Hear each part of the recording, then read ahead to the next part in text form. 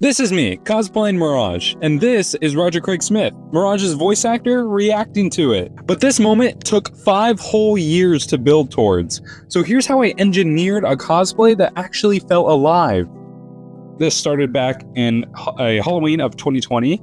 I had a cosplay that kind of looked like I took it out of a Walmart dumpster, and then iterated it over the course of a few years, and here we are. This was the latest version of the cosplay I shown in my first long-form video. Alright, so let's get into the changes I made with this 2.0 build. Starting off with a CAD redesign, going into SolidWorks and completely overhauling the original V2 holo-devices into these new V3s. Here is a comparison from the V2 to the V3 side by side. You can see that I've swapped out the LED rings for these 5-volt ones compared to these 12-volt car purpose ones that I was originally using. This allowed me to use a Nano instead of a large Arduino and Shield, significantly reducing the size of the battery pack. This also allowed me to configure the brightness and the colors while on the convention floor.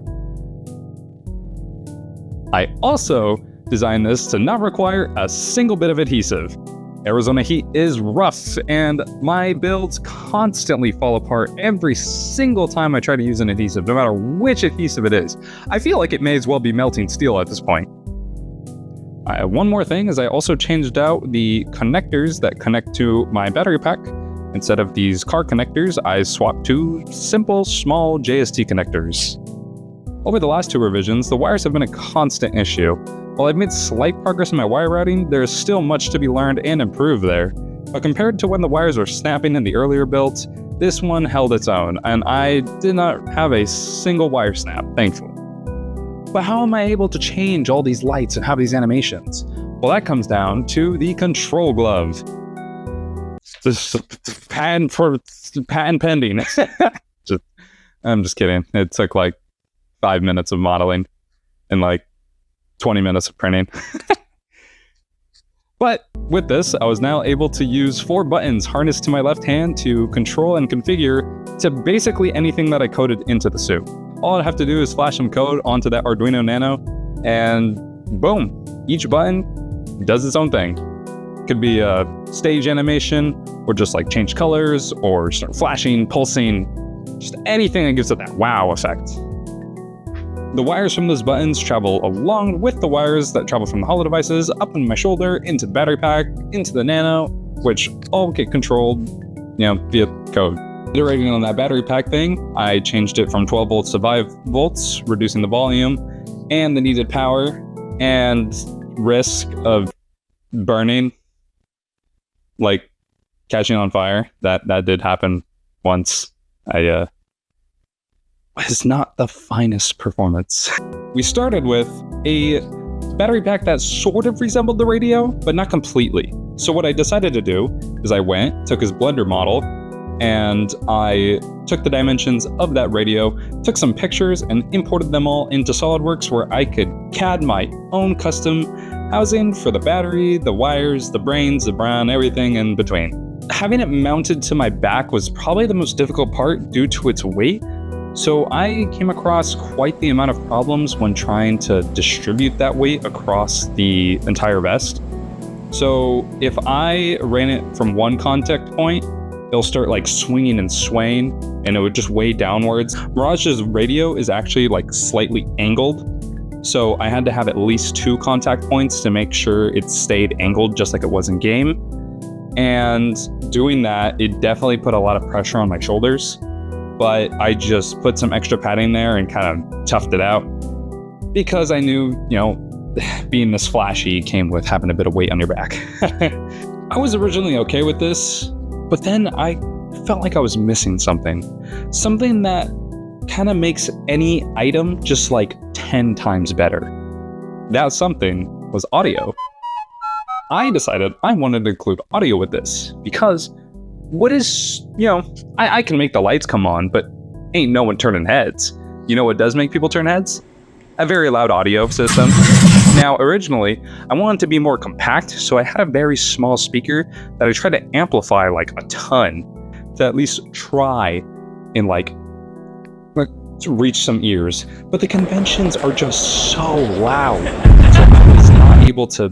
I originally took it to Fan Fusion, and it just did not catch anyone. Like, no one could hear it. I even I made sure to put it in the front of my vest to make sure like anyone who was looking my direction could hear it, and people still couldn't hear it. So I just went it and put an entire speaker into my battery pack. Just an entire speaker. Connected via aux to the amplifier I was initially using. I was able to blast audio, kind of turning myself into a human speaker, because the radio was so perfect in dimensions that the speaker just fit right in. So all I had to do was just make 2 additional piece attachments, one that I glued to the end of the radio via super glue to hold the radio in place, and then one more piece that I screwed in to allow for easy access to the interior in case, something needed to be changed. After turning myself into a human audio system, I added 2 audio jacks. One was me sending a decoy. So I went into the game, recorded the sound of me sending the decoy with all other audio off so you couldn't hear anything like dialogue or anything. And I also recorded an ultimate soundtrack. So I had a decoy sending noise and an ultimate noise. Honestly, I thought that was pretty sick. I probably could have done more, but those were the only 2 that I had really on my mind. So after I turned myself into a human speaker, you can hear it very well. Anyone behind me can hear it very, very well, and I probably annoyed a few people with it, but I don't care. With the cosplay successfully upgraded and the audio properly rigged, there was only one thing left: to wear it to the convention and prepare to show Mirage's voice actor what I've been cooking for the past 5 years. I had my costume that I brought with me via a bucket. I just brought it in a bucket. It wasn't anything special. The morning of the 20th was eventful. I got in costume. I was casually being threatened of being kicked out because I was taking so long to change, but I got everything on in time, and I started walking down the hotel halls. And oh my god, being in the elevator could not have been more awkward. I mean, I'm a showy guy, but like, these people are just waking up. They haven't had their coffee yet. They're like, what the hell is going on here? Some guys got it though. Some dude was like, hey, you going to the convention? I'm like, hell yeah, man. After driving to the convention center, I immediately booked it to the guest appearances and saw the voice actor, Roger Craig Smith, the voice actor of Mirage. Eventually, I got to see him, and I was ecstatic. I had my heirloom in hand, my Funko in another, coming fully loaded here. And yeah, here's the full interaction. What's up, buddy? This is sick. This is amazing. Apex, dude, this is nuts. Yeah, oh my god. And you get the down. Yeah, he's got it down. Oh, that is sick.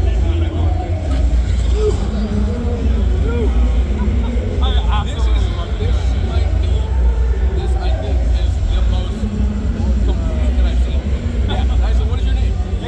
Gabriel, nice to meet you, buddy. This is sick. And you got the heirloom. Got the heirloom. And you got the Funko. That is so. And you got this drum. Yeah. I have been playing this since oh my gosh. The moment I even heard Mirage, like I'm just like, this guy is amazing. Everything about him is amazing. That's awesome, dude. I am flattered, man. We're gonna get some photos too, right? Yeah, of course, dude. I'm gonna take a selfie. I'm gonna be Mirage. Okay. Taking the selfie, go like, what's up? Like this. You're gonna need to be quick. I got you. You're looking at the camera going, like, I don't know you're there. Like the lobby. Just like the lobby. Stand right there. Perfect. Just like that. Let's see. There we go. Yeah. And I pull my what's up.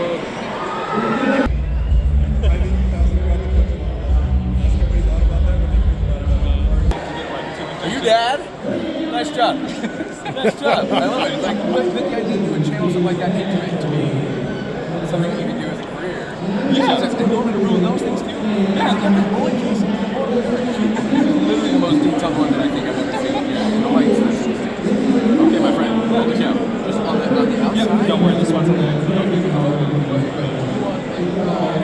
You can just like put like a signature on it, just put like Mirage on it. Okay, just signature and character name? Yeah. Okay. And then you put it in okay. Gotcha.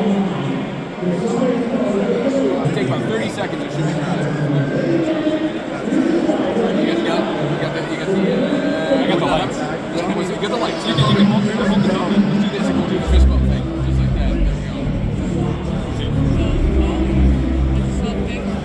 This moment was absolutely legendary, and honestly the entire reason I spent the last 5 years doing this.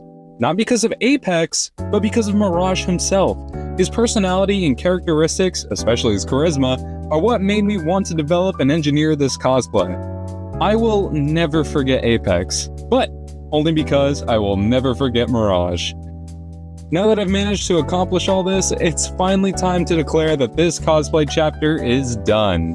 I am no longer solely dedicating this entire channel to just one cosplay. Moving forward, this channel is about what happens when a real engineer takes on creative builds. Cosplay, film, game props, robotic builds, I design it, I fabricate it, and I make it work. If that sounds like your kind of content, please feel free to subscribe. I've got commissions lined up that make this look simple. Speaking of commissions, mine are open on my website under the commissions tab.